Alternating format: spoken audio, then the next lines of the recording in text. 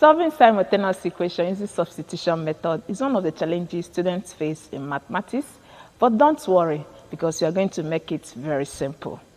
Okay, now substitution method simply means replace method, and we are given 2x plus y is equal to minus 1, x plus 2y is equal to 7, and we are asked to find x minus y. You know you can solve this question using elimination method. And if this is your first time of watching, kindly watch our previous aspect of this topic and see how we solved problems using elimination method. But for today, let's solve using substitution or replace method. So what we usually do is either you make x subject in equation 1 and substitute in equation 2, or you make y subject in equation 1 and substitute in equation 2. You can also do it in vice versa. Okay, which one do you want us to make subject? I know you want me to make x subject in equation 2.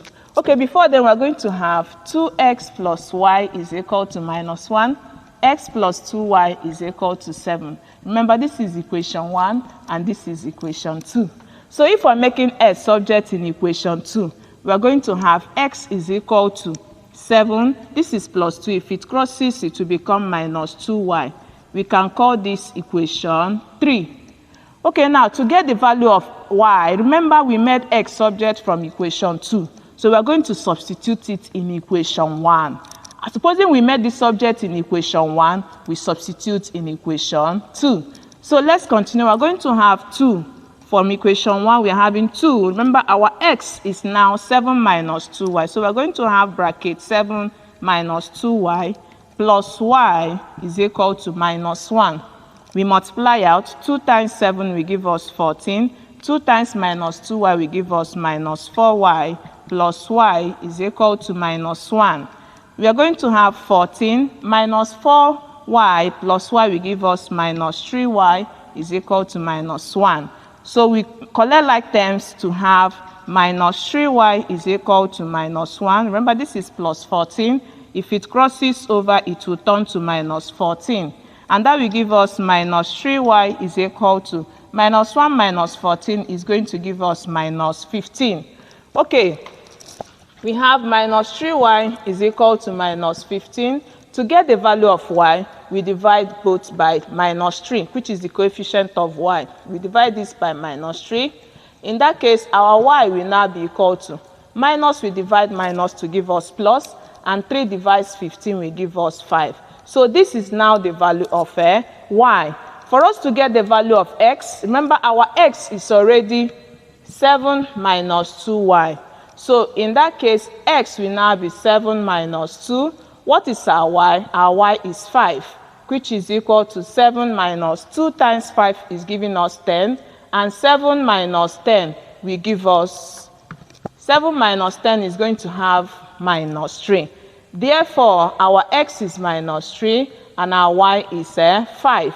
But remember that the question says find x minus y. So x minus y, we now have it to be minus 3 minus our y is 5, and minus 3 minus 5 is giving us minus 8, and that is our answer.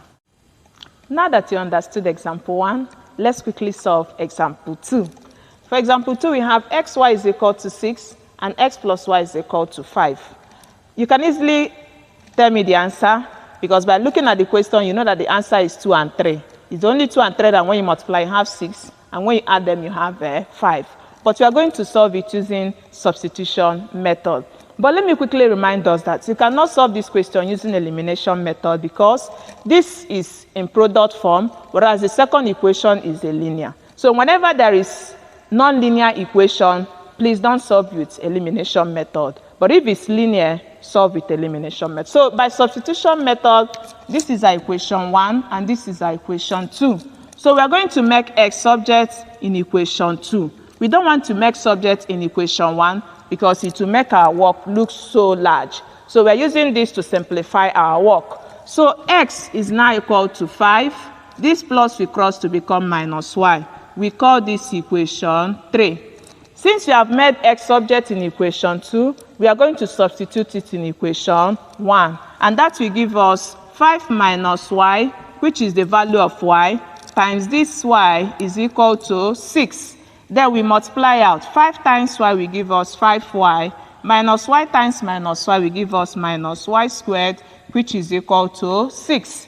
Solving, we have 5y minus y squared minus 6 is equal to 0. This is leading us to what we call quadratic equation. So we rearrange this to give us minus y squared. This is plus 5y minus 6 is equal to 0. So what we simply do here is we are going to clear this because the coefficient of y here, y squared here is minus 1. So we are going to clear it to make it plus by dividing everything by minus 1. Divide by minus 1. By doing so, we have y squared plus divided by minus will give us minus. We have minus 5y. This we cancel to give us plus 6 is equal to 0. So we now have y squared minus 5y plus 6 is equal to 0. So what we do is you get two numbers. Out of the numbers, all the factors of 6, get two numbers that when you multiply them, you will have plus 6. Then when you add the two numbers, you will have minus 5. And how do you get those two numbers? You get them from the factors of 6. So the two numbers are 2 and 3.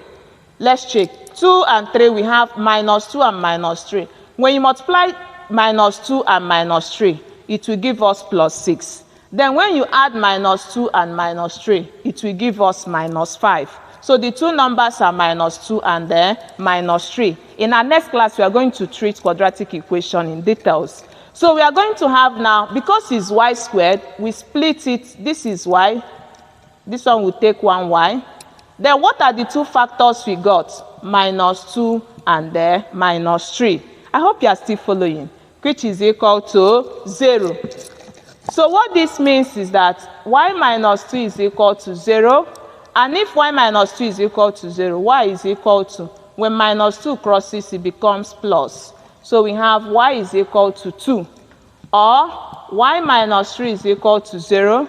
So that y will give us 0 plus 3. Y is equal to 3. So what it means is that our y is equal to 2 and 3. Now that we have gotten this y, let's substitute it in this equation 3 to get the real value of x. So if we do that, when y is 2, what will be our x? Our x will be 5 minus, our y is 2, and 5 minus 2 will give us 3.